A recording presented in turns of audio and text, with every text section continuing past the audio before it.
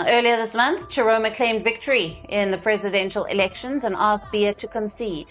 According to Tchiroma's own tally, he has won 54.8% of the votes against Biya's 31.3%. Tchiroma has warned that he will not accept any other results. Cameroon stands on edge. A nation once known for its calm now finds itself at the heart of a political storm. The 2025 presidential election has reopened old wounds, questions of power, democracy, and betrayal.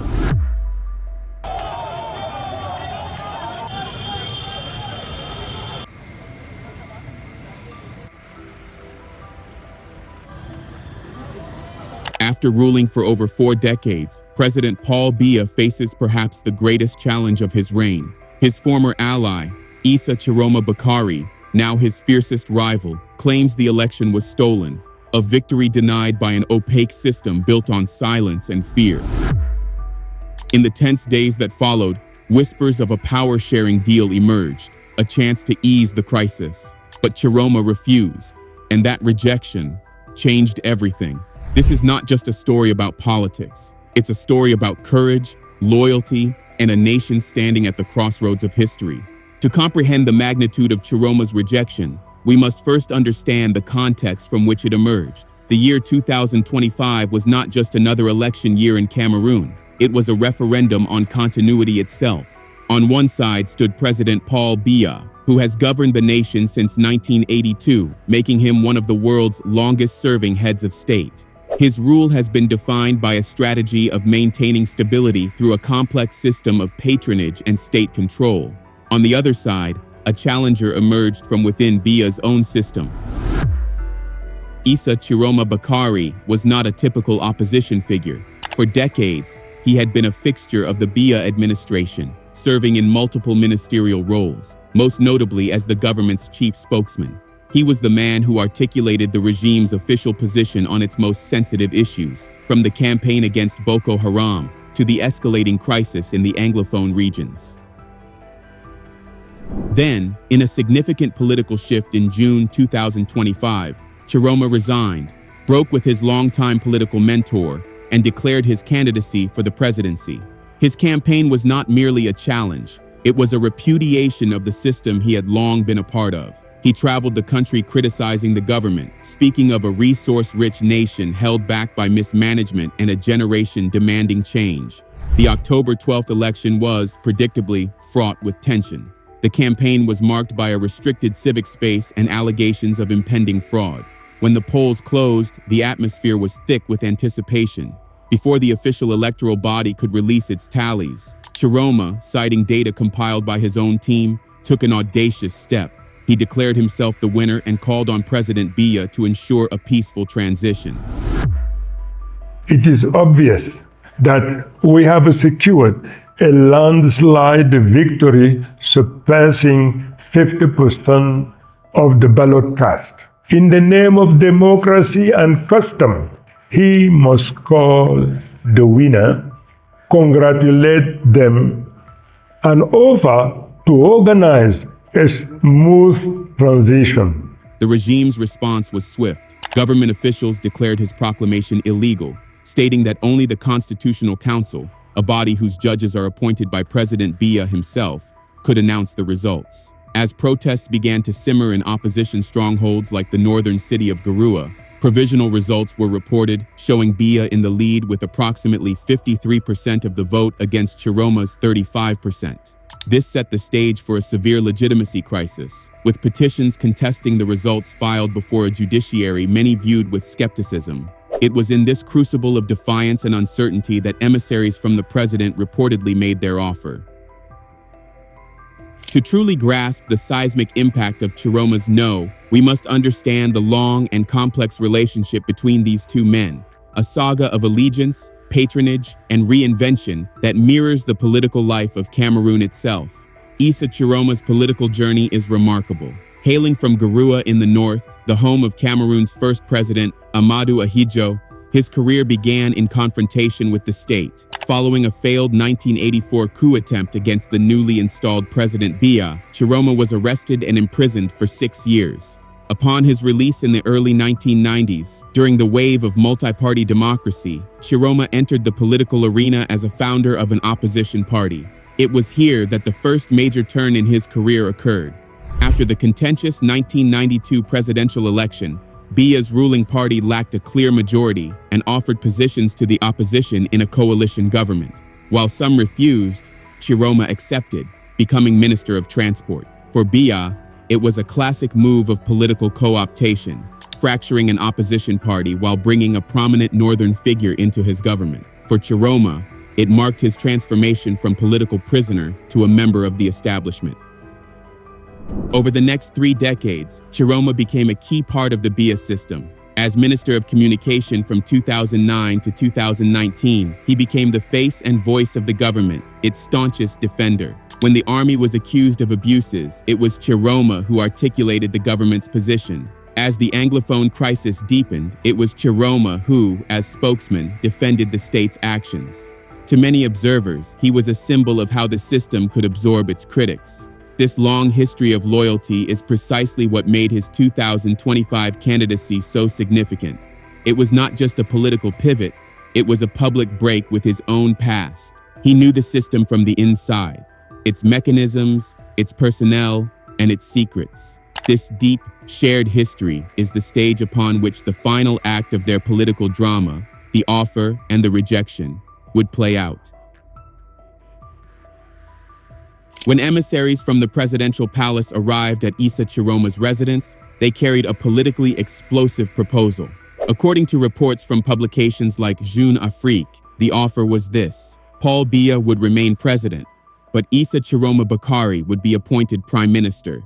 This was reportedly coupled with promises of electoral reform before the next legislative elections. On the surface, it appeared to be a gesture of magnanimity from a ruler not known for it, a way to de-escalate a dangerous impasse. However, to understand why Tchiroma might have seen it as a poisoned chalice, one must analyze the offer through the lens of Cameroonian political reality. The post of Prime Minister of Cameroon, while constitutionally the head of government, operates under a hyper-presidentialized system. The Constitution grants the president sweeping powers, including the authority to appoint and dismiss the prime minister at will. The prime minister's role is to implement the president's policies, not to chart his own course. The position serves entirely at the pleasure of the president. Analysts suggest Biya's motivations for the offer were threefold. First, it was a de-escalation tactic. With Tchiroma's supporters on the streets, the offer allowed Biya to appear as a statesman seeking compromise. Second, it was a move to neutralize his most dangerous rival. By bringing Tchiroma into the government, Biya would co-opt him, just as he had done in 1992. As prime minister, Tchiroma's ability to criticize the regime would be neutered. Third, and perhaps most crucially, it was about securing legitimacy. Tchiroma's acceptance would have been an implicit endorsement of the election's outcome, signaling to all that the crisis was resolved. A francophone parable applies well here. Celui qui mange avec le lion doit avoir un long couteau. He who dines with the lion must have a long knife. It warns that partnerships with great power demand caution. For Tchiroma, accepting Biya's offer risked devouring his credibility among supporters who believed he had truly won the election. Issa Tchiroma's no was a layered decision, a calculation that reveals the chasm separating his movement from the ruling establishment. To understand this historic refusal, we can examine it from 4 analytical perspectives. First was the question of legitimacy. Tchiroma and his followers were convinced they had won the election. They believed the official results were the product of electoral fraud. To accept the post of prime minister would have been a public validation of that result. It would mean acknowledging Paul Biya as the legitimately elected president, a concession that would have been a betrayal of every voter who believed their ballot could bring change. By saying no, Tchiroma was stating that the truth of the ballot box was non-negotiable. Second was the matter of principle and his political past. Having served the regime for years, Tchiroma's 2025 campaign was built on his break from that system. Accepting a deal from Biya would have signaled that his turn was not a matter of conviction, but of personal ambition. He had to reject the offer. It was a declaration that he would rather remain in opposition with his principles than return to power without a true mandate from the people. Third was the political calculation regarding his supporters. His base was fueling a movement born of decades of frustration, demanding a complete system overhaul, not a cabinet reshuffle. Had Tchiroma accepted, the sense of betrayal would have been immediate. His political capital would have evaporated. He likely understood that it was better to be the revered leader of a powerful movement than a prime minister with no followers.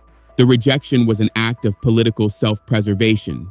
Finally, Tchiroma knew from decades of experience that the prime minister's office lacks control over the critical levers of state power: the military, the judiciary, and the treasury, all of which remain firmly in the hands of the president. He would have had the responsibility for governing, but none of the real authority, making the position a title without power. For a man aiming for fundamental transformation, such a role was not a stepping stone, it was a dead end. Tchiroma's rejection of the power-sharing deal marked the beginning of a new phase in the post-election standoff. The ripple effects will be felt across the nation's political landscape. For Issa Tchiroma, the refusal has cemented his status as a man of principle among his supporters. However, by remaining outside the formal structures of power, he risks being isolated by the regime and portrayed as an extremist unwilling to compromise. His challenge now is to keep his movement relevant and exert pressure from the outside without being crushed by the state apparatus. For President Biya, the public rejection was a minor embarrassment, revealing that the regime was worried enough to make the offer. However, in the long run, he may have laid a successful trap. He can now frame Tchiroma as the obstacle to peace and argue that he extended a hand of friendship that was slapped away. This narrative could be used to justify a firmer stance against the opposition. For Cameroon, the nation is now more polarized. The standoff creates a dangerously unstable environment with the risk of increased civil unrest. Yet, amidst these dangers, Tchiroma's principled stand could also serve as a catalyst for a more unified and resilient opposition front, one demanding fundamental democratic reforms. The proverb says, "Quand le vent souffle, on voit ceux dans la maison n'a pas de toit." When the wind blows, we see who has no roof. Elections, like strong winds, reveal the weaknesses of institutions. The future of Cameroon may hinge on whether this moment of crisis leads to further division or forges a unified movement capable of repairing the roof before the next storm. For many Cameroonians, particularly the youth, his no was a legendary act of integrity. It was seen as proof that not all politicians have a price. It may have cost him the prime ministership, but it secured his status as the moral leader of the opposition. This single act may inspire a new generation of activists more than any compromised political victory could have, teaching them that credibility is its own form of power. However, another school of thought views his decision as a tragic political failure. In this analysis, Tchiroma held a powerful hand and chose to fold. He had the opportunity to embed his allies within the state and use the prime minister's office as a platform for change. By refusing, he chose the purity of opposition over the messy reality of governance. This view argues that real change happens incrementally from the inside, and by walking away, he abandoned the field to the regime's hardliners. His choice has thus become a defining moment in Cameroon's recent history. It crystallizes a fundamental question for any who challenge an entrenched order. Is it better to compromise with a flawed system to change it from within, or to maintain a principled opposition from the outside, even if it means sacrificing immediate influence? Issa Tchiroma wagered that his credibility and the democratic principle were more valuable than the power on offer. He chose a place in history over a seat at the table. Whether this was an act of profound integrity or a naive miscalculation remains a central debate in understanding Cameroon's political trajectory.